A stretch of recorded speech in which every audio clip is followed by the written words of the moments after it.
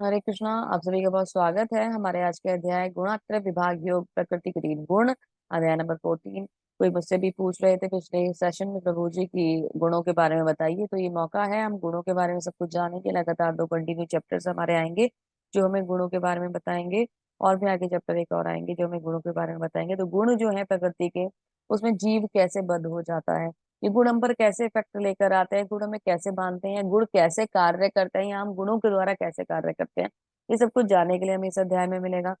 बहुत अच्छा अध्याय है, भगवत गीता के इतने सुंदर अध्याय है, सच में जिस अध्याय को भी हम उठा लेना तो वो एक अपने आप में एक खजाना है। सही बात बताऊं तो कुछ ना कुछ इतना स्पेशल है उन अध्याय में कि हमें मतलब ऐसा लगता है कि ये तो हमने सुना, और जितनी बार आप 10 बार सुनो, 20 बार सुनो, 50 बार सुनो, भगवत गीता में हमेशा नई बात सुनने के लिए आपको मिलेगी। नई बात आपके पकड़ में आएगी, नई बात आपकी नॉलेज पे आएगी।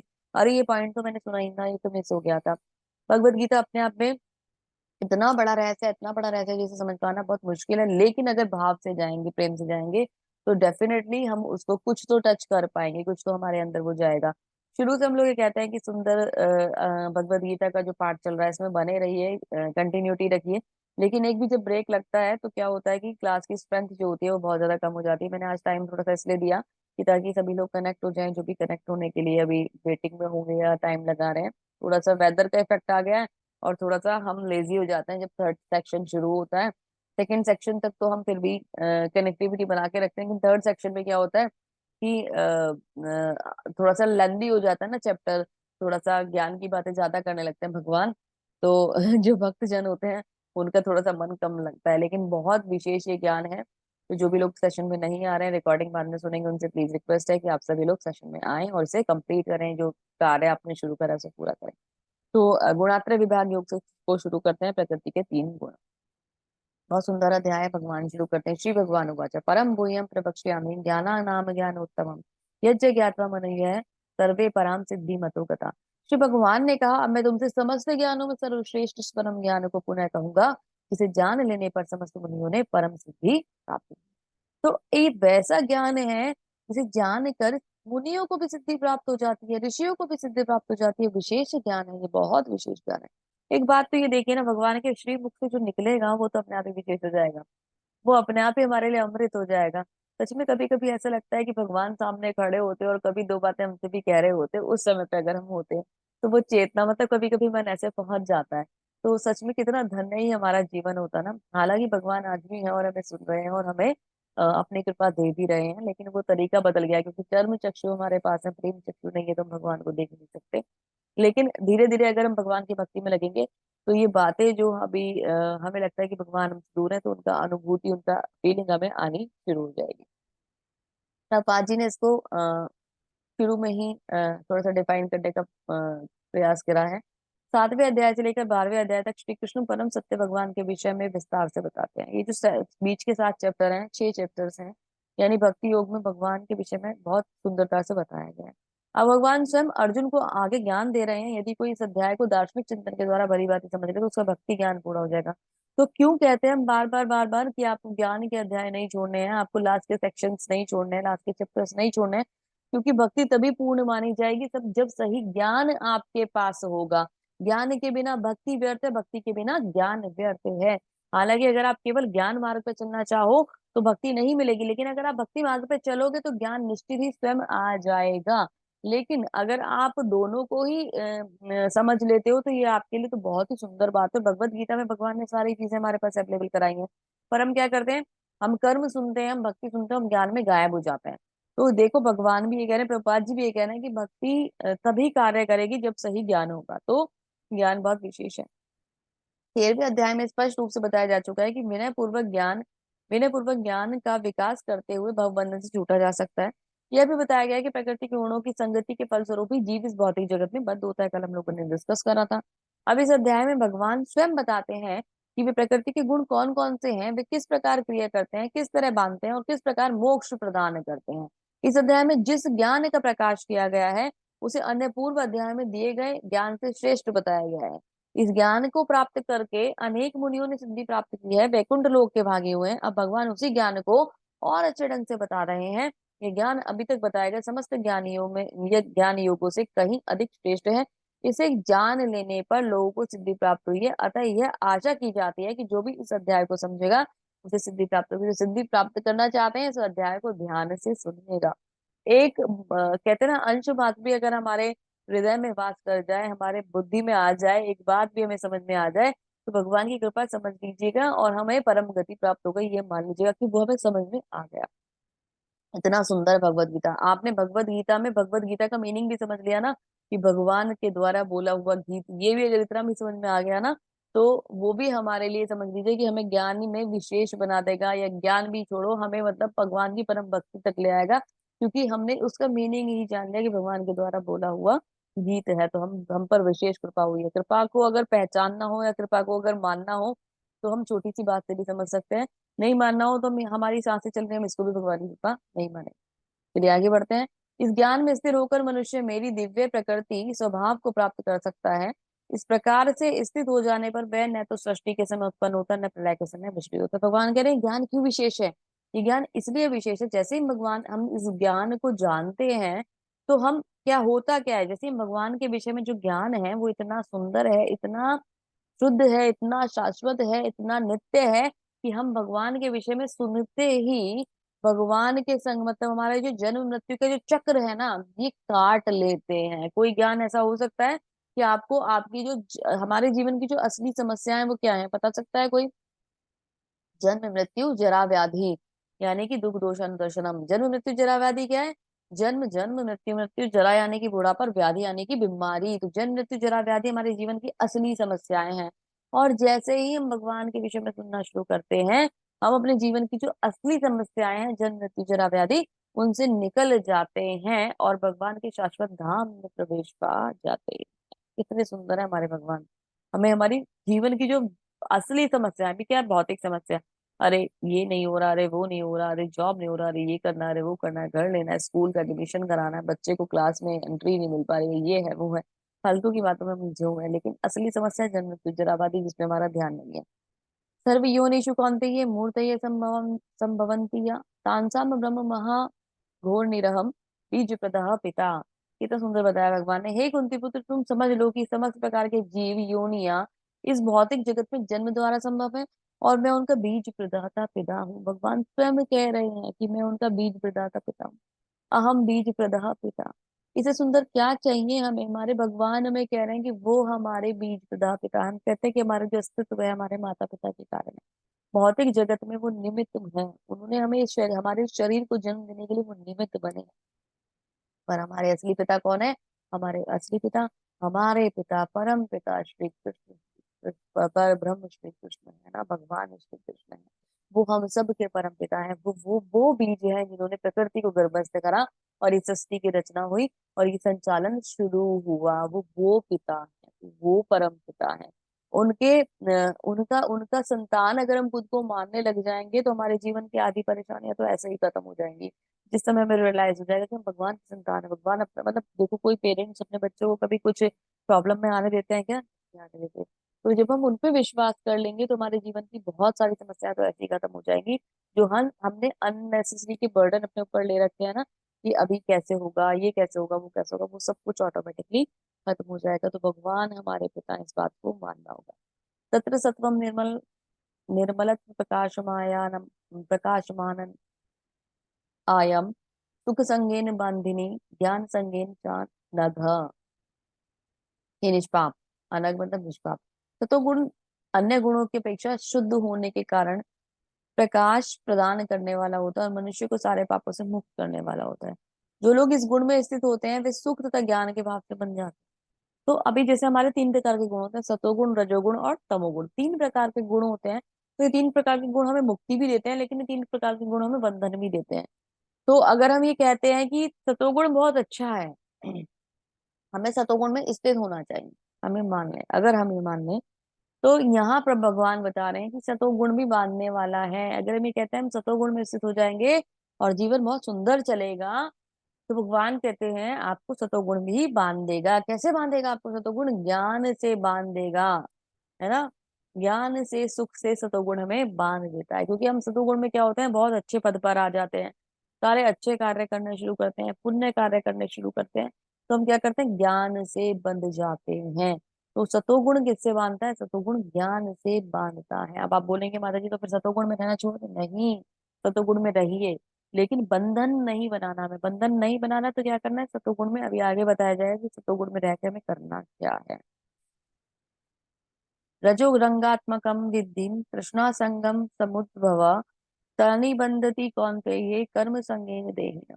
हे कुंती पुत्र, रजोगुण की उत्पत्ति असीम आकांक्षाओं की तृष्णाओं से होती है, और इसी के कारण ये देहधारी जीव सकाम कर्मों में बन जाता है। तो जैसे सतोगुण सुख से बांध रहा है, सतोगुण ज्ञान से बांध रहा है, जब हमारे अंदर रजोगुण प्रदान होता है तो हम किससे बनते हैं? हम सकाम कर्मों से बंध जाते हैं। हम अपनी इच्छा के लिए कार्य करते हैं, और रजोगुण जो है ना, उसका प्रभाव एक्चुअली तृष्णा होती है, इच्छा होती है, ज्यादा से ज्यादा पाने की इच्छा होती है। तो हम सकाम कर्म करते हैं। मेरा एक घर से मुझे सेटिस्फेक्शन नहीं है, 4 घर होने चाहिए, 4 गाड़ियां होनी चाहिए, 10 बहुत अच्छा बजट बैंक बैलेंस होना चाहिए, बैकअप बहुत अच्छा होना चाहिए, प्रॉपर्टी अच्छी होनी चाहिए, इन्वेस्टमेंट अच्छा होना चाहिए, बच्चों की एजुकेशन के लिए उनको मतलब बाहर भेजा हुआ है, उनके करियर ग्रोथ सब बहुत अच्छे होनी चाहिए। दिन रात सब पापा धापी में हम लोग लगे रहते हैं। और ये क्या है? ये सब जो इच्छाएं हैं, जो तृष्णाएं हैं, ये रजोगुण है। तो रजोगुण हमें सकाम कर्म से मानता है। रजोगुणी व्यक्ति इतना ज्यादा एक तरीके से लोभी होता है कि उसकी तृप्ति कभी होती ही नहीं है। थोड़ा और थोड़ा और थोड़ा और थोड़ा और थोड़ा और करते करते जीवन बिता देता है, और हमेशा नित्य कर्म के पीछे भागता रहता है, नित्य कर्म के पीछे चलता रहता है कि उसका सकाम कर्म करता है, क्योंकि लाभ के लिए कार्य कर रहा है ना, लाभ के लिए कार्य कर रहा है, तो हमेशा कर्म के लिए भागता रहता है। तस्मात् सब तमस्तव ज्ञानम विद्धि मोहनम सर्वदेहिनां प्रमादालस्य निद्रा अभीष्टानि बंधानि बंधाति भारता। हे भरत पुत्र, तुम जान लो कि अज्ञान से उत्पन्न मोह तमोगुण समस्त देहधारी जीवों का मोह है। इस गुण के प्रतिफल पागलपन, प्रमाद, आलस्य, नींद तथा जीव जो जीव को बांधते हैं। तो तमोगुण में क्या होता है? तमोगुण में व्यक्ति महा सतोगुण में व्यक्ति ज्ञान और सुख से बंध रहा है, और ज्ञान और सुख की वजह से उसके अंदर ये कह लीजिए कि एक बंधन आ रहा है। रजोगुण में उसकी इच्छाएं कार्य की तरफ भाग रही है, काम कर्म की तरफ भाग रही है। तो वहीं तमोगुण में वो मोह से बन जाता है। कैसा मोह? मोह, आलस्य, निद्रा, इनसे बन जाता है। सो रहा है तो सो रहा है, 2 बजे तक भी सो रहा है, कोई फर्क नहीं पड़ रहा। ठीक है, खा रहा है तो खा रहा है, खाते जा रहा है, खाते जा रहा है, खाते जा रहा है, कोई फर्क नहीं पड़ रहा। पागलपन इसी को तो कहते हैं, और किसे कहेंगे? तो यहाँ आलसी हो जाता है जीव, मतलब एक तरीके से हम अंधे हो जाते हैं। मोह है तो मोह में ही फंसे हुए हैं परिवार के, उसे निकलना ही नहीं चाहते, तो ये वाला हमारा जीवन हो जाता है। तो गुण की अभिव्यक्ति को तभी अनुभव किया जा सकता है जब शरीर के सारे द्वार द्वार ज्ञान के प्रकाश से प्रकाशित होते हैं। तो सतोगुण को हम तब समझ सकते हैं जब हमारे सारे द्वार, जब हमारा जो जो कान है वो भगवान का श्रवण करें। ज्ञान ज्ञान कैसे मिलेगा? भगवान के बारे में श्रवण करने से मिलेगा। हमारी आंखें भगवान के रूप का दर्शन करें, हमारी जीवा से भगवान का नाम निकले। तो जो हमारे शरीर है ना, ये फिर 9 द्वारों वाला देश कहा जाता है। ये जो 9 द्वार हैं, ये 9 द्वार अगर भगवान की सेवा में ही लगे कि भगवान की सेवा का ही कार्य करेंगे, भगवान का ही चिंतन करेंगे, तो शुद्धता का एक बहुत ऊंचा स्तर आ जाएगा।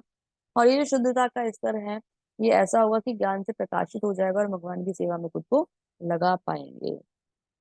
हे भरत वंशियों में प्रमुख, जब रजोगुण में वृद्धि हो जाती है तो आध्यात्मिक अत्यधिक आसक्ति से काम कर्म, गहन उद्यम तथा अनियंत्रित इच्छाएं एवं लालसा के लक्षण प्रकट होते हैं। तो रजोगुण में क्या होता है?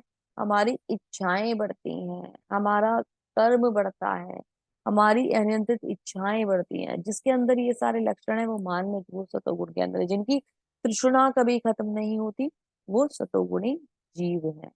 तमोगुण में वृद्धि हो जाती है तो हे कुरुपुत्र, जड़ता, अंधेरा, प्रबलता, मोह का प्राकट्य होता है। ये हमने अभी भी जाना है। तो हमारा मोह बढ़ता है जब कोई, अभी देखो, अभी हम क्या कर रहे हैं? हम जीवन में हमारे कौन कौन से गुण हैं उन्हें जाना, कि हम जी रहे हैं, उन गुणों में हम जी रहे हैं। कोई सतोगुण में जी रहा है, तो कोई रजोगुण में जी रहा है, तो कोई तमोगुण में जी रहा है। ठीक है, लेकिन जब हम इन गुणों में मरते हैं तो क्या होता है? तो जब कोई सतोगुण में मरता है तो उसका रिजल्ट क्या होता है? कि सतोगुण में मरने वाले को अच्छा अच्छा काम करे है ना, पुण्य कर्म करे हैं सारे, तो सतोगुण में मरने वाले को क्या मिलेगा? उच्च ग्रह की ओर जाता है, यानी कि स्वर्ग मिलता है, ब्रह्मलोक मिलता है। तपलोक मिलता है, मेहर लोक मिलता है, अच्छे ग्रह मिलते हैं, है ना, अच्छे ग्रह। लेकिन इसका रिजल्ट क्या होता है?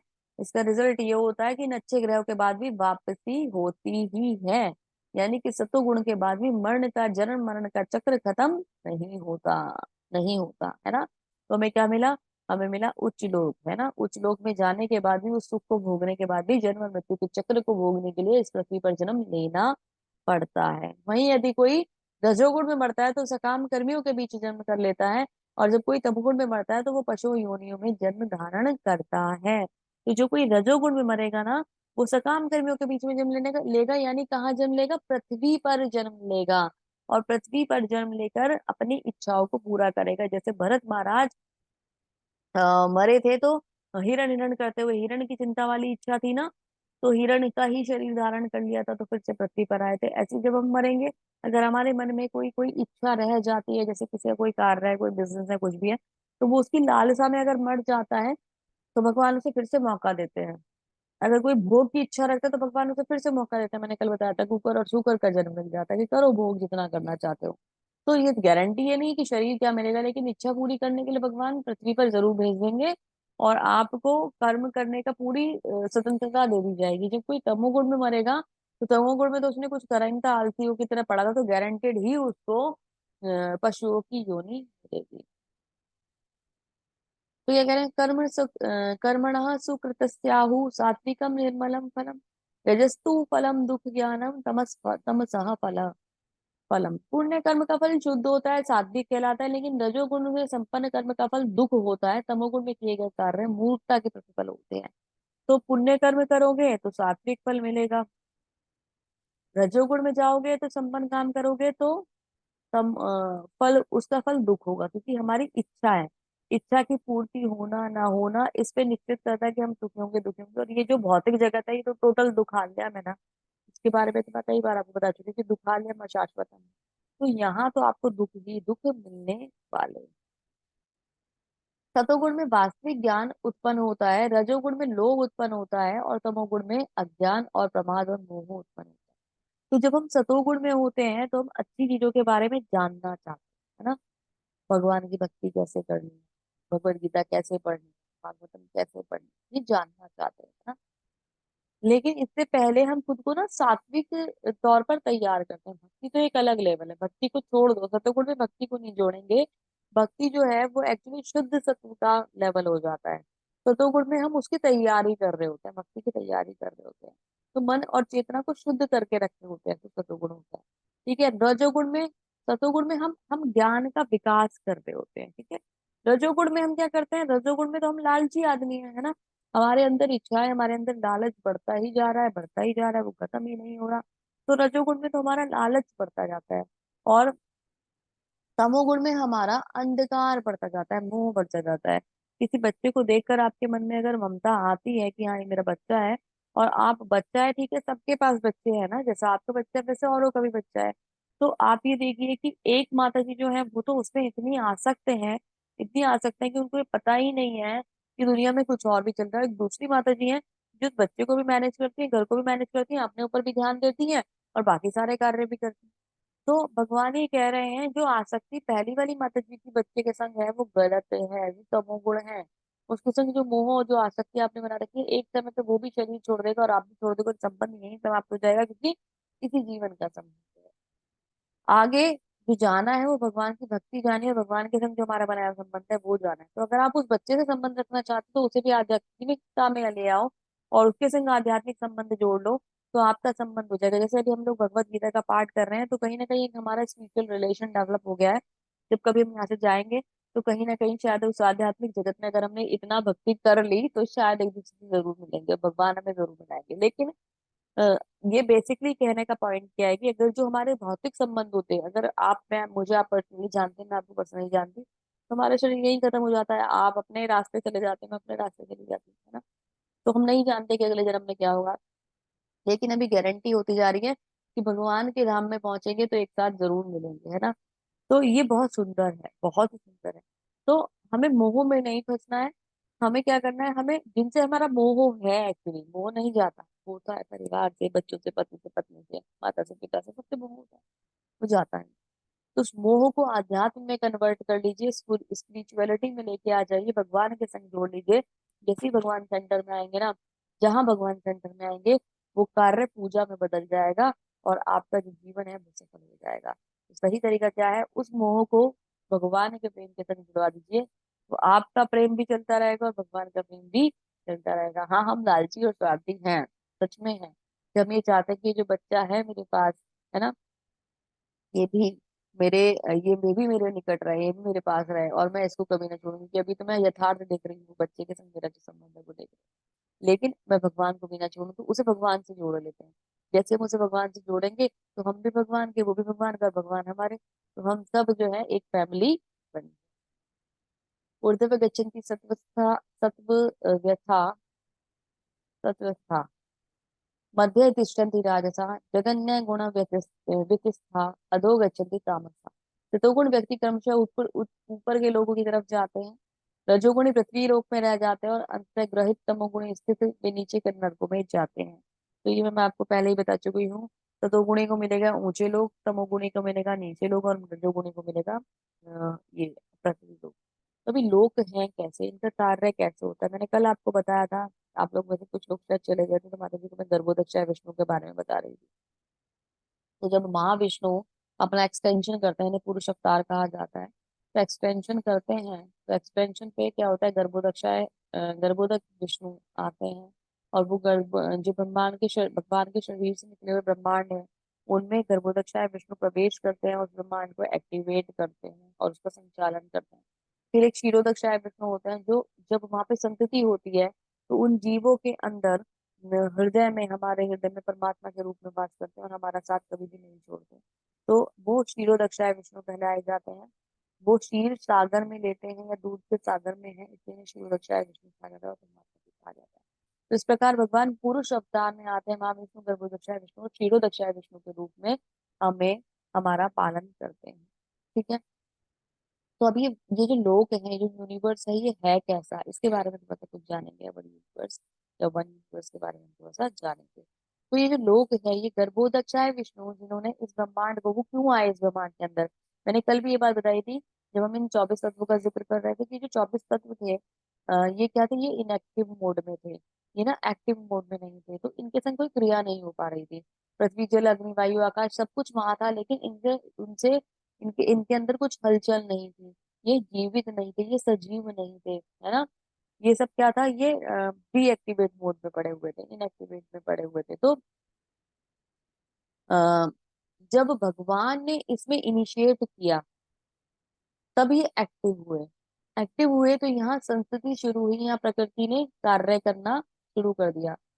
वहां विष्णु से असंख्य ब्रह्मांड निकले, हर निरंतर उनके पसीनों के, हम ये सोचे कि केवल हमारा एक ब्रह्मांड है, तो ये हमारी गलतफहमी है, ऐसे असंख्य ब्रह्मांड है जिनकी गिनती नहीं करी जा सकती। ऐसे ही अनेक ब्रह्मा है, अनेक गर्भोदक विष्णु है, अनेक ब्रह्मा है, और अनेक उनके अंदर लोग हैं। तो जैसा हमारा ब्रह्मांड है, ऐसे बहुत सारे ब्रह्मांड कार्य कर रहे हैं। तो भगवान ने सबसे पहले क्या करा, ब्रह्मा जी की रचना करी, ब्रह्मा जी को प्राकट जन्म दिया।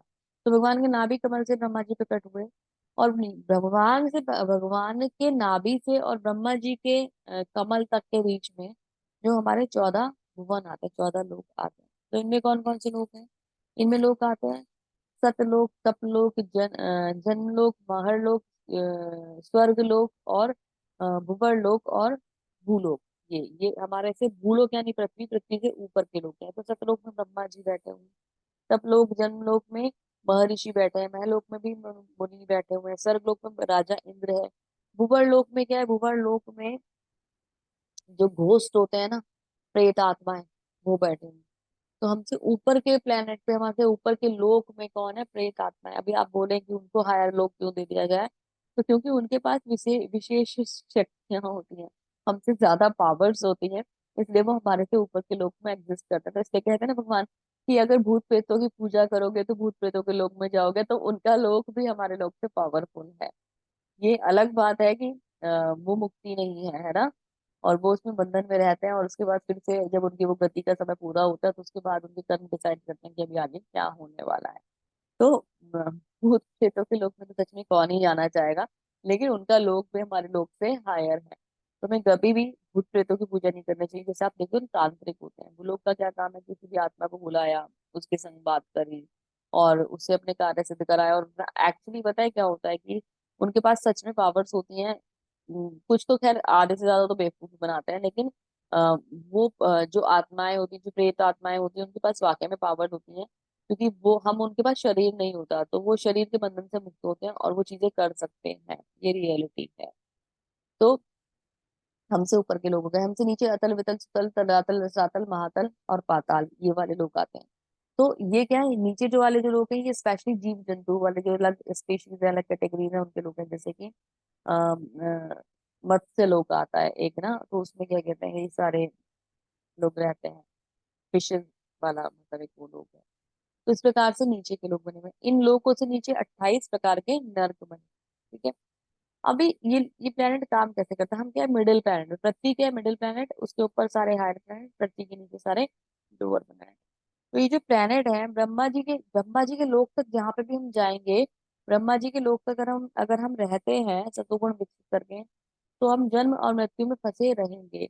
अगर हम मुक्ति चाहते हैं तो हमें ब्रह्मा जी के लोक को पार करना होगा और इसके ऊपर जाना होगा। इसके ऊपर वाले कौन कौन से लोग हैं, वैकुंठ धाम है, भगवान का गोलोक वृंदावन धाम, वो इससे ऊपर जाता है।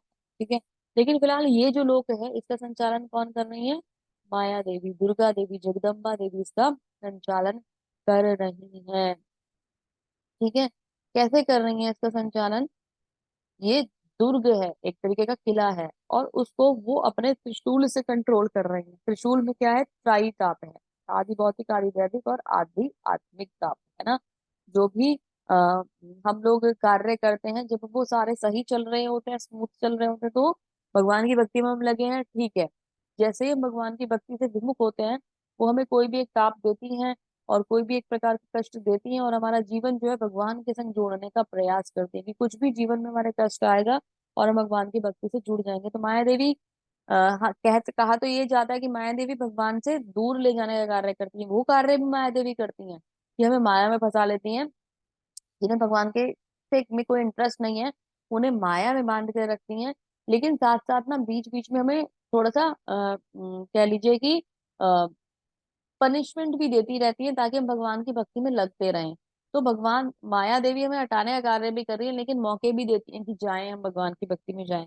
तो जीवन में जो दुख आते हैं, वो शायद से इसलिए ही भेजे जाते हैं कि माया देवी में इसलिए देती हैं कि हम भगवान के चरणों में जाएं और भगवान की भक्ति में किसी प्रकार तो लग जाए। तो जब भी जीवन में कोई कष्ट आए, तो उसको माया देवी का प्रसाद समझिएगा और ये कहिएगा कि माया देवी बहुत धन्यवाद आपका कि आपने मेरे जीवन में एक कष्ट दे दिया। अब मैं भगवान की सुंदर भक्ति कर पाऊंगा और अपने मन को मरबा भगवान के श्री चरणों में जोड़ पाऊंगा। तो हमेशा हमें पॉजिटिव रहना है, पॉजिटिव एटीट्यूड रखना और पॉजिटिविटी के संग हमें आगे बढ़ना है। ठीक है। जैसे माया देवी संसार को कंट्रोल कर रही हैं, उनके साथ ही शिव जी जो है, वो भगवान का ही एक्चुअली एक्सटेंशन है। वो भी वहां पे एग्जिस्ट करते हैं, लेकिन इस संसार के ऊपर एग्जिस्ट करते हैं। वो इस वाले उसमें एग्जिस्ट नहीं करते। लेकिन हाँ, रहते हैं। और उनके ऊपर कौन है, उनके ऊपर तो भगवान है ही है। तो ये सब मिलके इस जो प्लेनेट है, इनका संचालन करते हैं। ठीक है। भगवान भगवान के बाद जैसे शिव जी के बाद माया देवी है, माता जगदम्बा, और उनके बाद ब्रह्मा जी इसको क्रिएट करते हैं और सब चीजों को मेंटेन करते हैं। इसी के बीच में अलग अलग देवी देवता और बहुत सारी चीजें आती हैं जो इसको कंट्रोल करती हैं और चलाती हैं। तो बहुत सुंदर है इस प्लेनेट का सिस्टम। लेकिन प्रयास हमारा ये होना चाहिए। और जैसे मैं आपको बता रही थी ना, महत्व तत्व की अलग अलग लेयर्स बता रखी हैं। ये बनता कैसे है, इसके अंदर ऊपर पूरी एक एनवायरनमेंट की लेयर होती है, earth water fire air ether mind intelligence and false ego. ये आठों चीजें बनाकर एक लेयर बनाते हैं। जो ब्रह्मांड बनता है, उसका वो बनता कैसे, क्रिएट कैसे होता है, तो उसमें 8 लेयर्स होती हैं जो इसकी संरचना करती हैं, इस ब्रह्मांड को एक थिक लेयर देती हैं। ये एक मतलब ये कह लीजिए कि ये एक तरीके का एयर टाइट चैम्बर है, ये समझ लीजिए। ठीक है। इससे कुछ बाहर नहीं जा सकता, इससे कुछ अंदर नहीं आ सकता। ठीक है। तो वो जो चैम्बर बनाने के लिए ये 8 लेयर्स काम करती हैं और इसको कनेक्ट कर देती हैं, और वो चैम्बर रेडी हो जाता है और उसके अंदर हम लोग रहते हैं। तो गर्भोदक चाहे विष्णु गर्भोदक सागर में बैठे हुए आनंद लेते रहते हैं, और इस संसार की जो रचना है, इसको देख कर जब तक समय होता है चलाते हैं, और जब समय खत्म हो जाता है तो इसको समाप्त कर देते हैं। और ये सब कहाँ चले जाते हैं, ये सब महाविष्णु में जाकर समा जाते हैं।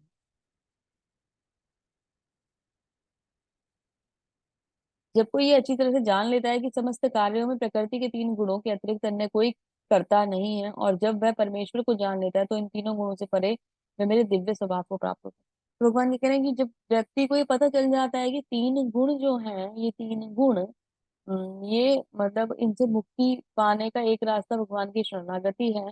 और ये गुण हमें बंधन देते हैं। जब व्यक्ति को ये पता चल जाता है, तो भगवान के शरणागत हो जाता है, भगवान की दिव्य प्रकृति को जानता है। जब देहधारी जीव भौतिक शरीर से संबंध इन तीनों गुणों को लांघने में समर्थ होता है, तो वह जन्म मृत्यु बुढ़ापा अनेक कष्टों से मुक्त हो जाता है, जीवन के अमृत का भोग कर सकता है। जिस समय हमें पता चल जाएगा कि ये जो जन्म मृत्यु जरा व्याधि है, ये हमारे ये तीन गुण जो है, इनके कारण हमें प्राप्त होती है, तो हम क्या करते हैं, इन तीनों गुणों से निकलकर भगवान के मन में अपना मन लगाते हैं, भगवान का चिंतन करते हैं, भगवान का ध्यान करते हैं, और उससे ऊपर उठ जाते हैं। अर्जुन ने पूछा, है भगवान, जो इन तीनों गुणों से परे है, वे किन लक्षणों के द्वारा जाना जाता है?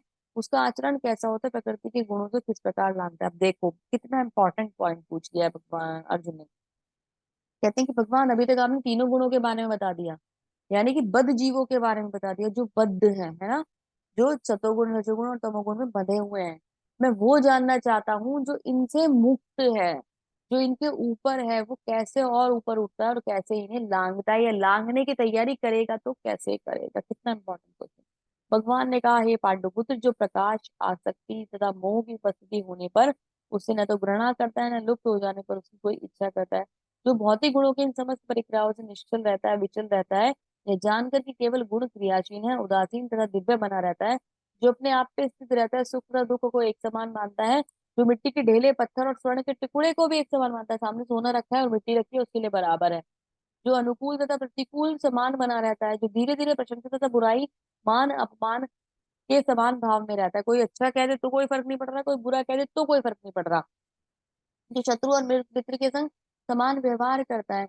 मेरा ना कोई शत्रु है, ना कोई मित्र है, ना कोई वैरी है, ना कोई मित्र है, सब मेरे लिए भगवान के सुंदर भक्त हैं, और मेरे लिए सबके हृदय में भगवान का वास हो रहा है। जब व्यक्ति इस बात को समझ लेता है, तो वो क्या करता है, तो भौतिक कार्यों का परित्याग कर देता है। ऐसे व्यक्ति प्रकृति के गुणों से अतीत हो जाते हैं, गुणातीत कहते हैं। ऐसे व्यक्ति जो तीनों गुणों को लांघ जाते हैं, उन्हें क्या कहा जाता है? उन्हें गुणातीत कहा जाता है। और नारद जिसका सुंदर एग्जाम्पल है, सुंदर एग्जाम्पल और क्या ही होगा, कि नित्य चिंतन श्री हरि का और कोई काम नहीं, नारायण नारायण नारायण नारायण नारायण, इसके सिवा उनके मुख पर कुछ और बात आती नहीं। कार्य करते हैं, लेकिन भक्ति भगवान सब तो कार्य जो भी वो करते हैं ना, कि मतलब जैसे हम कई बार सुनते हैं कि नारद मुनि का कार्य होता है कि एक बात छोड़ जाते हैं और दूसरा व्यक्ति उसमें उलझ जाता है, तो नारद मुनि कार्य कर जाता है। जैसे कि अभी मैंने शायद आपको स्टोरी सुनाई थी कि पार्वती माता को बोला कि आप ये देखिए ना, पूछिए तो सही, ये शिव जी की सही मुंडों की माला क्यों पहनते हैं अपने गले में। तो स्टोरी मैंने आपको बताई थी कि वो उन्होंने ये बताया कि पार्वती माता का ही अलग अलग अलग अलग, जब वो बार बार जन्म लेती है, प्रकट होती है, तो वो बार बार देह त्याग करती है, और उनके जो सर सर है मूछ, वो अपने पास धारण कर लेते हैं। तो एक बात छोड़ के चले गए, और पार्वती माता के मन में जिज्ञासा डाल दी, पूछो पूछो पूछो। तो उनको एक क्यूरियोसिटी उनके मन में बना दी, और ये जो बात ना बताने वाली हो, जो जिसके बिना बताए भी कार्य चल रहा है, लेकिन नारद मुनि आते हैं और वहां पे एक कहते चिंगारी छोड़ के चले जाते हैं, और पूछते हैं लोग उनसे। तो लेकिन शुद्धता भक्ति की अगर बात करें तो वो किसी बंधन में नहीं है। और भक्ति की अगर बात करें तो उनके शुद्ध भक्त मतलब बहुत अच्छे रहते हैं, बहुत शुद्ध। तो अभी क्या कि अगर हम लोग जो है, हम इन बंधनों में बंधे हुए हैं, अगर हम अपने आप को शुद्धता के स्तर पर लेके जाना चाहते हैं, तो हमें क्या करना होगा? हमें भगवान की भक्ति में आगे बढ़ना होगा। ठीक है। माम च यो व्यभिचारेण भक्ति योगेन सेवता ते गुणान समतीते ध्यान तीते ध्यान ब्रह्म भूयाय न कल्पते। जो समस्त परिस्थितियों में अविचल भाव से पूर्ण भक्ति में प्रवृत्त होता है, वह तुरंत ही प्रकृति के तीनों गुणों को लांघ जाता है, और इस प्रकार ब्रह्म के स्तर तक पहुंच जाता है। 26 14.26 बहुत इंपॉर्टेंट श्लोका। माम च योग विचारण भक्ति योग मुझे बताना है, गुणांतम कल्पते। तो तीनों गुणों को बांध लांघने का एकमात्र आधार है, और वो है भगवान की भक्ति। तो अगर 14 चैप्टर का कोई सबसे इंपॉर्टेंट श्लोका पूछा जाएगा, तो वो श्लोका है ये, माम च योग व्यभिचारेण भक्ति योगेन सेवता। बहुत सुंदर श्लोक है, जिसमें बताया गया है कि हम तीनों गुणों को लांघ सकते हैं। लांघने का माध्यम भगवान की भक्ति, मैंने कहा था ना इनसे निकलने का रास्ता बताया जाएगा। तो भगवान की भक्ति हमें तीनों गुण से, हम एक्चुअली क्या होता है हम सोचते हैं हम करता है, ये कार्य हम कर रहे हैं। ज्ञान अगर आ रहा है तो मैं कर रहा हूँ, अगर मैंने पैसा कमा रहा हूँ तो मैं कमा रहा हूँ, अगर अगर आलस्य निद्रा में सो रहा हूँ, मुझे बहुत नींद आ रही है, मैं सो रहा हूँ, सोचते हैं हम करते हैं, लेकिन हम नहीं कर रहे हैं वो गुण, और करवा रहे हैं वो हमसे। तो इनसे निकलने का माध्यम क्या है? इनसे निकलने का माध्यम भगवान की सुंदर भक्ति है। ब्राह्मणो हि प्रतिष्ठायाम् अहम अमृतस्य व्ययस्य च शाश्वतस्य च धर्मस्य सुखस्य कांतिकस्य च। और मैं ही उस निराकार ब्रह्म का आश्रय हूँ, जो अमृत अविनाशी का शाश्वत है और चरम सुख का स्वाभाविक पद है। तो निराकार ब्रह्म भी भगवान है। अगर हम ब्रह्म ज्योति पर भी ध्यान लगाते हैं, निराकार का भी ध्यान करते हैं, तो भी तो वो भगवान ही है। तो भगवान से अलग नहीं है साकार और निराकार, तो हमें उन्हें दो धाराओं में बांटना ही गलत है। देखिए आप मुझे बताइए, आप साकार और निराकार का बताती हूँ आपको एग्जाम्पल। आप कहते हैं कि कहीं से ना बहुत सुंदर खुशबू आ रही है, हम किसी गार्डन के पास से जा रहे हैं और बहुत ही अच्छी फ्रेग्रेंस आ रही है, इतनी अच्छी आ रही है कि मन हट नहीं रहा है, मन कर रहा है बस यहीं खड़े रहो, इतनी सुगंध कहाँ मिल रही है, कहाँ से आ रही है। तो आप क्या खोजोगे कि कोई ना कोई एग्जिस्टेंस तो होगा जिससे वो सुगंध आ रही है, कोई ना कोई सोर्स तो होगा जिससे वो सुगंध सुगंध आ रही है। गार्डन है तो डेफिनेटली वहाँ कोई ना कोई फूल होगा जिसकी वो सुगंध आ रही है। तो अस्तित्व क्या है? फूल का अस्तित्व है जो सुगंध बिखेर रहा है। तो फूल साकार हो गया और सुगंध निराकार हो गई। तो निराकार का अस्तित्व कभी भी साकार के बिना हो ही नहीं सकता। तो अगर हम ये सोचे कि निराकार ही निराकार है, साकार नहीं है, तो ये निरी मूर्खता कही जाएगी, इसके सिवाय कुछ नहीं होगा। तो साकार का अस्तित्व वो होता है तभी निराकार जो है वो अस्तित्व में आता है। तो भगवान कह रहे हैं कि मैं ही निराकार का आश्रय हूँ। तो क्योंकि निराकार को आप मानते हो, तो निराकार भगवान की ज्योति, भगवान के शरीर से हजारों सूर्य के समान जो प्रकाश निकल रहा है, वो प्रकाश की जो ज्योति है, वो ही ज्योति निराकार रूप में ब्रह्म कहलाती है। ठीक है। तो हमें इस बात को समझना होगा कि निराकार साकार से अलग नहीं है। बहुत ही सुंदर। ब्रह्म का स्वरूप अमरता, विनाशिता, शाश्वतता तथा सुख ब्रह्म के दिव्य साक्षात्कार का शुभारंभ है। परमात्मा इस दिव्य साक्षात्कार के मध्य तथा द्वितीय अवस्था है, और भगवान परम अवस्था के चरम साक्षात्कार हैं। जैसे कि हम तीन अवस्था पहले ही डिस्कस कर चुके हैं, ब्रह्म, परमात्मा और श्री भगवान। तो ये तीनों अवस्थाएं हैं, निराकार से शुरू होती हैं और परमात्मा यानी भगवान होते हुए भगवान तक पहुंच जाती है। तो जीव यद्यपि स्वभाव से ब्रह्म होता है ना, जीव यद्यपि स्वभाव से ब्रह्म होता है, लेकिन भौतिक जगत से परे प्रभुत्व जताने की इच्छा से, जिसके कारण वे नीचे गिरता है। तो हमारे अंदर क्या इच्छा आती है? हम सब भगवान का अंश है, हम बहुत शुद्ध थे, लेकिन हमारे मन में क्या इच्छा है? ये भगवान जैसे भोग कर रहे हैं, कहीं हम नहीं कर सकते? हम भी तो कर सकते हैं ना। ये सारे भोग भगवान ही क्यों करेंगे? भगवान के लिए ही क्यों बने हैं? कि हम भी तो कर सकते हैं। तो हमारे मन में जब ये इच्छा उत्पन्न हुई, तो हमने इस इच्छा को पूर्ण करने के लिए अपना क्या कर लिया? पतन कर लिया। अपने स्वाभाविक स्थिति में जीव तीनों गुणों से परे होता है, लेकिन प्रकृति के संसर्ग में वह अपने तीनों गुणों, सतोगुण, रजोगुण और तमोगुण में बांध लेता है। इन तीनों गुणों से के संसर्ग के कारण उसे भौतिक जगत में प्रभुत्व जताने की इच्छा मिलती है। तो जैसे ही इच्छा आई, गुणों ने हमारे ऊपर इफेक्ट करा और हम पृथ्वी पर हमने जन्म लिया, प्रकृति में हमने जन्म लिया और इन गुणों में बंध गए। पूर्ण कृष्ण भावनामृत में भक्ति के में प्रवृत्त होने पर वे दिव्य पद को प्राप्त होता है, और उसे प्रकृति के को वश में करने की जो इच्छा होती है वो दूर हो जाती है। हम यहाँ करना क्या चाहते हैं? प्रकृति को कंट्रोल करना चाहते हैं। मेरे हिसाब से देखो, अभी जैसे कैसे कंट्रोल करना चाहते हो, आपको गर्मी लगती है, आपने क्या करा? एसी इन्वेंट हो गए है ना। तो प्रकृति को कंट्रोल करने की कोशिश कर रहे हैं, आर्टिफिशियली एसी में बैठे हुए हैं, और बाहर चल रहा है 50 डिग्री सेल्सियस और अंदर चल रहा है 24 डिग्री सेल्सियस। तो हम क्या कर रहे हैं? हम यहाँ अंदर का एनवायरनमेंट क्रिएट कर रहे हैं, लेकिन हम बाहर की प्रकृति को नुकसान पहुंचा रहे हैं और सोच ये रहे हैं कि हम कर रहे हैं, एक्चुअली हो कुछ नहीं रहा है। ये हमारा भ्रम है। जैसे इस रूम से बाहर निकलेंगे, 50 डिग्री सेल्सियस आपका स्वागत करेगा। ठीक है। तो और जो अब प्रकृति भी सुंदर चल रही है, जैसे भी चाहे भौतिक प्रकृति बनाई तो भगवान ने सुंदर ही है ना हमारे लिए, तो हम उसको भी विनाश कर रहे हैं और उसको भी हम पतन मतलब बेकार करते जा रहे हैं उसको भी। तो अभी क्या है, अभी एनवायरनमेंट में फिर भी हम लोग रह सकते हैं, लेकिन आगे ये नहीं सोच रहे कि आगे वाले समय के लिए हम अपने बच्चों के लिए क्या छोड़ के जाएंगे, जिनका मोह मोह मोह, तो हम फंसे हैं उनके मुंह में। लेकिन एक्चुअली हम पानी वेस्ट करते हैं, कितना मतलब प्रीशियस है ये, समझ लीजिए पानी, जल जल ही जीवन है, सुना ही है सबने। तो जल नहीं है तो जीवन नहीं रहेगा, लेकिन हम उसको कैसे बहाते हैं, उतना वेस्ट करते हैं, उतना वेस्ट करते हैं कि कोई बात ही नहीं है उसकी। मतलब आप ये देखिए कि मेरे पास में भी जैसे नेबर्स है यहाँ सब है, सबके यहाँ जैसे क्लीनिंग होती है डेली। तो अभी यही देखिए कि मेड जब आते हैं तो वो लोग अननेसेसरी का पानी, जरूरत नहीं है उस पानी को नाली में बहाने की, वो पौधों में जाए, मिट्टी में जाए तो अब्जॉर्ब हो जाएगा, है ना, वो यूजफुल होगा। लेकिन अगर वो नालियों में बह रहा है तो वेस्ट ही जा रहा है ना। नहीं है वो वाली जगह, आप रेगुलर वहां क्लीन करते हो, साफ सफाई बिल्कुल पड़ी हुई है, तो भी कुछ लोगों को ना दिमाग में सनक होती है भगवान की दी हुई चीजों को ऐसे ही वेस्ट करना है। अरे जल पीने के लिए नहीं मिल रहा, आप नालियों में बहा रहे हो। कैसे कैसे जगह पे पानी नहीं है, कितनी कितने मीलों चल के माता जी जो है वो पानी लेके आती है। राजस्थान के बहुत सारे ऐसे, जब हम डॉक्यूमेंट्री कोई वो देखते हैं, स्टोरीज आती हैं, तो आप ये देखिए कि कैसे कैसे वो इतना स्ट्रगल करके और पानी की एक एक बूंद को इकट्ठा करते हैं, और हम यहाँ बाहर है भगवान की दी हुई चीजों को वेस्ट कर रहे हैं। तो हम क्या कर रहे हैं, हमने अपने आप को ना ये समझते हैं कि ये हमारा स्वामित्व है, ये मेरा अधिकार है। मुझे, मेरे घर में भी रिसोर्सेस सारे हैं, मुझे जल मिल रहा है, मुझे छाया मिल रही है, मुझे हवा मिल रही है, तो ये मेरा अधिकार है। मैं इसी को, मैं एनवायरनमेंट को खराब कर सकता हूँ, ये मेरा अधिकार है। हमारा कोई अधिकार नहीं है, मूर्खता है, निरी मूर्खता है, और इसके सिवा कुछ भी नहीं है। तरीका ये होना चाहिए कि हम खुद भी चैन से रहें और दूसरों के लिए भी उस चीज को अच्छे से छोड़ें, ना कि हम उसे वेस्ट करें। ठीक है, अभी मैं मानती हूँ कि चीजें हैं, लेकिन पता है, प्रकृति है, देखो शीत, शीत और ग्रीष्म सब कुछ जो है, ये हमारा, ये प्रकृति का हिस्सा है, तो जीवन में रहेगा ही रहेगा ना। इसको सहन करने का तरीका अगर हमने सीख लिया ना, तो हम अपने आप को भक्ति में आगे बढ़ा सकते हैं। जैसे जैसे आप किसी यात्रा पे जाते हो, गर्मी लग रही है गर्मी, ठीक है, अभी गर्मी लग रही है, लेकिन आप वो यात्रा पूरी कर रहे हो, है ना। तो यात्रा पूरी कर रहे हो तो आपके अंदर ना एक तरीके से वो पावर आती है कि आप उसको सहन कर पा रहे हो। लेकिन आप बहुत डेलिकेट हो, oh my God 50 degree Celsius, I can not go outside, तो क्या होगा, तो हम बहुत नाजुक बन गए हैं और हम लोग कुछ भी नहीं कर सकते।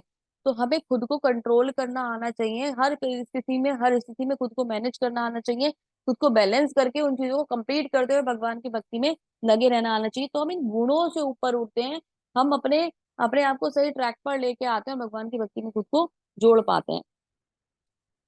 भगवान की भक्ति करने के लिए जो नवदा व्यक्ति भक्ति का जो माध्यम है, श्रवणम कीर्तनम स्मरणम आदि, ये बहुत सुंदर है, और इससे ही हम गुरु की एक तरीके से गुरु की ऑब्जर्वेशन में इसको कर सकते हैं, और भगवान की दिव्य प्रेम को प्राप्त कर सकते हैं।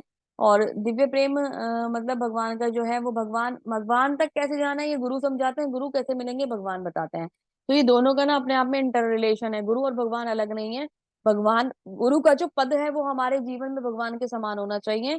भगवान के जैसे अगर हम गुरु को सम्मान देंगे, भगवान के जैसा अगर हम गुरु को मान देंगे, तो हम भगवान को निश्चित प्राप्त कर पाएंगे। और भगवान को अगर मान देंगे तो भगवान हमें गुरु डेफिनेटली लाएंगे हमारे जीवन में।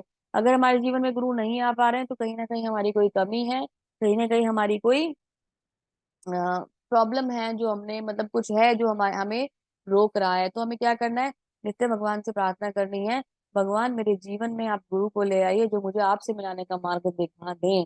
ये प्रार्थना नित्य करिए, क्योंकि अगर इस बद्ध जीवन से आपको निकलना है और कृष्ण भक्ति और कृष्ण प्रेम को वास्तविकता में जानना है, वास्तविकता में जीना है। मैं नहीं कहती कि आप अपना संसार परिवार घर भर बाहर छोड़ो, लेकिन कम से कम आप हो, है ना। जैसे कि आप निकिता माता जी हैं, आप पारुल माता जी हैं, है ना, आप कोई जैसे और प्रभु जी, उज्जवल प्रभु जी हैं। तो हमें हमें कैसे कि हम इंडिविजुअल, हमारी पर्सनालिटी है, हम इंडिविजुअल भी कुछ हैं, हम इस संसार के रिश्तों से अलावा भी कुछ हैं। इस बात को जानने के लिए, इस बात को समझने के लिए हमें अपने संग जीना होगा, और इस अपने संग जीने के लिए हमें भक्ति में आगे आना होगा, भगवान के संग जो हमारा भूला हुआ संबंधों से शाश्वत करना होगा, और उसके लिए हमें एक गुरु की आवश्यकता पड़ेगी। क्योंकि देखो, ये संसार के बंधन तो हमें आज भी मिले हैं, तो हमें कल भी मिल जाएंगे। अगर मैं इसी बंधन में रहते रहूं और इस बंधन में ही मर जाऊं, तो कोई बात नहीं, मोह के बंधन तो फिर भी मिलेंगे, आज मनुष्य बन के मिले, कल कुत्ता बिल्ली जानवर बन के भी मिल जाएंगे, परिवार तो हमें फिर भी मिल जाएगा। लेकिन भगवान को पाने का मौका हमें दोबारा नहीं मिल पाएगा। इस जीवन को अपने लिए भी जी लीजिए, और उन लोगों के उद्धार के लिए भी जी लीजिए जिनके लिए मतलब ये मौका मिला है, इसको यूटिलाइज कर लीजिए, कि मन को भक्ति में लगाकर भगवान से कनेक्ट होने का, इस समय का जो ये शाश्वत संबंध बनाने का जो एकमात्र मौका हमें मिला है, इसे व्यर्थ ना जाने दीजिए।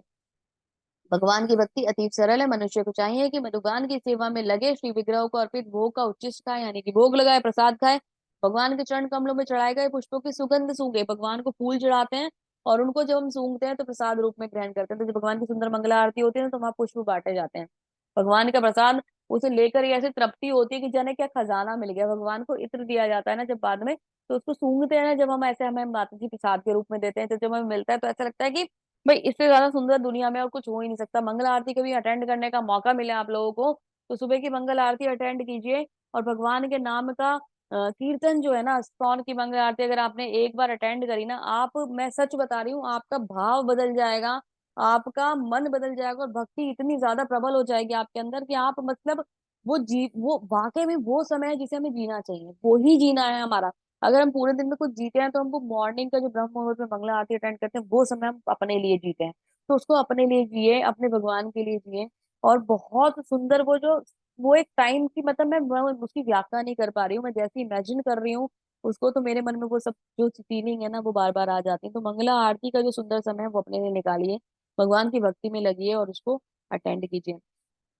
ठीक है, ओवरऑल क्या करना है, भगवान के नाम का कीर्तन करना है, हरे कृष्ण महामंत्र का जप करना है। भगवान के जो मतलब प्राकट्य और तिरोधान दिवस जो हमारे गुरुजनों के होते हैं और संतों के होते हैं, भक्तों के होते हैं, उनको हमें उपवास करना है। ठीक है, इस प्रकार से हमें अलग अलग तरीके से भगवान को से कनेक्ट होने का प्रयास करना है। जब हम इस्कॉन से कनेक्ट होते हैं, इस्कॉन का सबसे अच्छा मैंने पॉइंट बताया था आपको कि हमें ज्ञान के द्वारा ये लोग आगे बढ़ाते हुए, कि जो इस्कॉन है उसका जो मेजर पॉइंट है वो क्या, हमें नॉलेज देते हुए। ये हमसे ये नहीं कह रहे कि अंधविश्वास करो। कृष्ण भगवान है, बस जैसे मान लो मैं तुमसे कह रहा हूँ, देखो मान लो मेरी बात तुम्हें माननी होगी, ऐसा एक बार भी नहीं होता। हम आपको प्रणाम प्रमाण देते हैं, हम आपको शास्त्रों की बातें बताते हैं, शास्त्र जो स्वयं भगवान ने गए उनकी वाणी हम आपके पास लेकर आते हैं, जो हमारे आचार्य ने हमें सिखाया, जो भगवान ने स्वयं उनसे बोला वो वाणी हम आपको लेके आते हैं। पूरे प्रमाण के संग ये बात बताई जाती है कि भगवान श्री कृष्ण परम भगवान है, भगवान स्वयं भगवत गीता में कह रहे हैं, अहम बीज प्रदाता पिता। तो इस बात को समझने के लिए धीरे धीरे से खुद को कनेक्ट करना होगा, और कनेक्ट करते हुए वो धीरे धीरे बुद्धि डेवलप होगी, भगवान की भक्ति में लगना होगा, और इन बातों का बिल्कुल स्ट्रांग, पता है हर बात का कभी कभी ऐसा हो जाता है कि हमारे पास ना नॉलेज की थोड़ी सी कमी कह लीजिए शायद रह जाए, अन्यथा शास्त्र में हर बात का प्रमाण है। आप ये कहो कि ये नियम क्यों है, तो शास्त्र हर बात के प्रमाण देने के लिए तैयार है, बस उसे जानने वाला, उसे समझने वाला होना चाहिए। तो अपने जीवन को सुंदर तरीके से चलाइए और भगवान की भक्ति में उसको लगाइए। भगवान का जो दिव्य प्रेम है, इसको प्राप्त करने का एकमात्र मौका ये जीवन है, इसे व्यर्थ मत जाने दीजिए। नित्य भगवान का कीर्तन कीजिए, मैं आपको बताती हूँ गारंटीड। आप एक बार ना जब आप भक्ति करते हो, पूजा करते हो, सुबह शाम, अभी कार्तिक मास आ रहा है, आप सब लोगों से बहुत ज्यादा विनम्र निवेदन है मेरा, एक दीप भगवान को जरूर अर्पित करिएगा। बार बार मैं आपको रिमाइंडर देती जा रही हूँ, 29 से शुरू होने वाला है। 29 में शाम के समय आप घी का एक दीपक जलाएं और भगवान को अर्पित करें, से दीपदान कहा जाता है। और इसे करने से क्या होगा कि हमारे जन्म जन्मांतर के जो पाप हैं उनसे मुक्ति होकर भगवान की भक्ति और भगवान का प्रेम हमें प्राप्त होगा, हम भगवान से संबंध को स्थापित कर लेंगे। कार्तिक मास से शुद्ध मास कोई भी नहीं है, कोई भी समय नहीं है कार्तिक से शुद्ध, कि हम भगवान की भक्ति, ये तो ये कह लो कि हम कितने भी निर्गुण हो, कितने भी वैरी हो, कितना भी हमारा जो ये कह लीजिए कि अ, हम लोग पापी हो, है ना, कितना भी हम बंधन में बंध गए हो, लेकिन ये वो समय है जब भगवान जो है ना, श्रीमती राधिका रानी जो है वो इसकी देवी है, अधिष्ठात्री देवी है। और वो तो मतलब ये समझ लीजिए पत्ते को भी जगह दे देती हैं, है ना, उसको भी अपना दुलार दे देती हैं। तो हम अगर भगवान की भक्ति करेंगे, कि पत्ते से भी तुच्छ, हम तिनके से भी तुच्छ होंगे ना, तो भी वो हमें उठा लेंगे और भगवान के चरणों तक पहुंचा देंगी। तो ये जो कार्तिक मास है इसको मिस मत कीजिएगा। एक तो हमें ये नहीं पता कि हमारा जीवन कितना है, मैं तो साफ कहती हूँ हमारी कोई गारंटी नहीं कि मैं आज हूं मैं कल नहीं हूँ, तो हम क्यों जाने कि कोई और कार्तिक हमारे जीवन में आएगा। मेरे लिए तो ये कार्तिक अंतिम कार्तिक हो सकता है, तो मैं तो ये चाहती हूँ कि मैं जो कुछ करना है इसी कार्तिक में कर लूँ, जो कुछ करना है इसी क्षण कर लूँ। तो ऐसे मानते हुए अपने जीवन को उस भक्ति में, फिलहाल का जो ये कार्तिक आने वाला है, भगवान करे आप बहुत सारे कार्तिक देखें और उनकी भक्ति करें, भगवान की भक्ति करें, और ये होगा भी निश्चित ही। लेकिन इसको ऐसे मान के, भगवान की भक्ति जब करनी चाहिए ना, तो ऐसे मान के करनी चाहिए कि बस अब यही क्षण है, और इसी क्षण मुझे बस भगवान की भक्ति करनी है, पता नहीं अगला क्षण मुझे मिलेगा नहीं मिलेगा। जैसे जब उस भाव से हम भगवान की भक्ति में चले जाएंगे ना, तो भक्ति जो है वो बहुत सुंदर तरीके से हमें अपना प्रभाव दिखाएगी, भगवान से हमारा संबंध स्थापित कराएगी। तो एक दिया आपको जरूर से भगवान को अर्पित करना है कार्तिक मास में, शाम के समय, कोई बंधन नहीं है, आप किसी भी समय कर सकते हैं। कॉलेज गोअर्स हैं, जॉब में जाते हैं, कुछ भी है, इवनिंग में आइए, कभी भी आपको जब टाइम मिलता है तभी शुद्ध होइए, हाथ मुंह धोइए, वस्त्र चेंज कीजिए अपने, और भगवान को दीप अर्पित कीजिए। 5 मिनट का समय निकाल सकते हैं तो दामोदर अष्टकम पढ़िएगा। आप देखना कितनी पॉजिटिव वाइब्स आपके चारों तरफ होंगी, दिन भर की सारी थकान निकल जाएगी जब आप दामोदर अष्टकम पढ़ोगे। आपका मन इतना सुंदर हो जाएगा, इतना भाव उसमें आ जाएगा, सब कुछ जितना भी टेंशन है, जितनी भी प्रॉब्लम है, सब जीवन से चली जाएंगी, और उस समय के लिए आप और आपके भगवान होंगे, है ना। और घर में भी जो एनवायरनमेंट है, माहौल जो है वो बहुत ज्यादा पॉजिटिव हो जाएगा। तो इस कार्तिक मास की महिमा जितनी कही जाए उतनी कम है, डेली मैं आपको याद दिला रही हूँ। तो भगवान ने जो ये सुंदर हमें अध्याय बताया है, ये बताया है कि हम कैसे इन गुणों को लांघकर भगवान की भक्ति में कनेक्ट हों, तो भगवान की भक्ति में कनेक्ट होने के प्रभुपाद जी ने हमें अलग अलग तरीके बताए। शिव गुरु की पूजा करें, प्रसादम लें, भोग खाएं, है ना, ये सब चीजें करें। और उसके साथ साथ इम्पोर्टेंट, हम इस कार्तिक मास का लाभ उठाएंगे। मेरी तरफ से एक बहुत हम्बल रिक्वेस्ट है, आप लोग जरूर करें, एकादशी का उपवास जरूर करें। मेरे कहने से अगर आप 2 कार्य करेंगे, इवन 3 कार्य आपको करने हैं। जप जरूर करना है, कार्तिक मास का आपको दीपदान करना है, और एकादशी का उपवास, ये कार्य कर लीजिए। तो कहीं ये मान लीजिए कि सच में आप, मुझे ऐसा लगेगा कि आप मेरी बात को सुन पा रहे हैं और समझ रहे हैं, और मैंने जो आपसे कहा वो आपको समझ में आया है। 1% मैंने जो समझाने का प्रयास करा है वो आपको समझ आएगा, आया है, ये मुझे फील होगा अगर आप उसमें से कोई भी पार्ट करते हैं। तो जरूर से कीजिएगा। इसी मैसेज के संग इस अध्याय को ही समाप्त करते हैं। भगवान श्री कृष्ण आप पर विशेष कृपा बनाए रखें, श्री प्रभुपाद आप पर विशेष कृपा बनाए रखें, और मुझे भी आपका संग हमेशा देते रहें। और आपके संग के साथ साथ हम भगवान की भक्ति करते रहें, ये विशेष कृपा हम पर भी बनी रहे। इसी प्रार्थना के संग इस अध्याय को यहीं समाप्त करते हैं। आप सभी का बहुत बहुत धन्यवाद। हरे कृष्णा।